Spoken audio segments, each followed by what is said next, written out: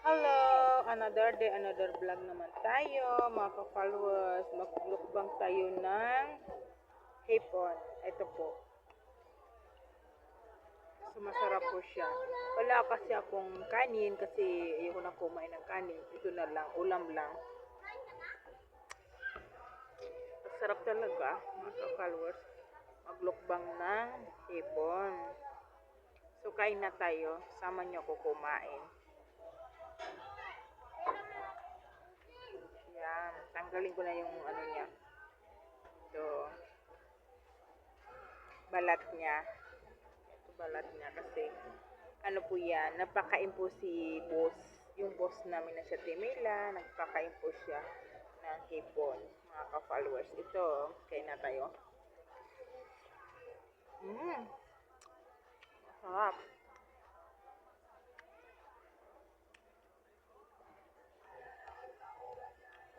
Masarap talaga.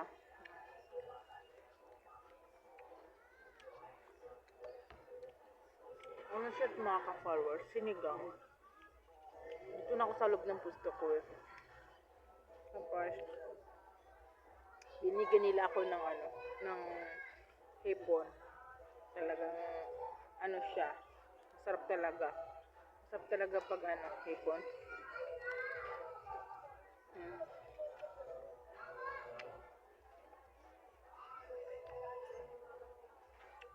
Dito, mahal ang hipon dito. Pero sa Mindanao, hindi naman mahal. Mura lang.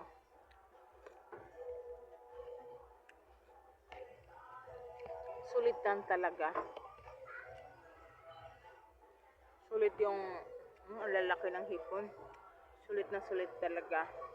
Thank you po sa nagbigay ng hipon kay Boss Ate Maela. Yung madam namin. Yan po. Ito do yung ulam namin. So, yun po mga ka-followers. Napakabait niya po nang maging amo mo siya. Super mabait siya talaga. Mga ka-followers, kain na tayo. Sama niyo po kumain. Kung sino nanonood, paki-share and follow. Thank you po sa inyo lahat. Kain na tayo.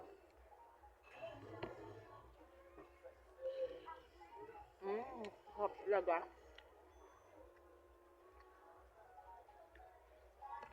Matami-tamis pag presko.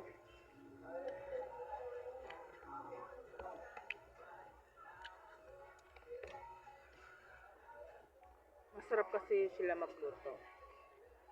So hanggang dito ng aking content. Maraming salamat po sa inyo lahat. Kung sino po nagpakain ng hipon na maging madagdagan ng blessing niya sa ngayon ng taon. Napakaraming papasok sana blessing sa kanya. Maraming salamat po sa inyo lahat.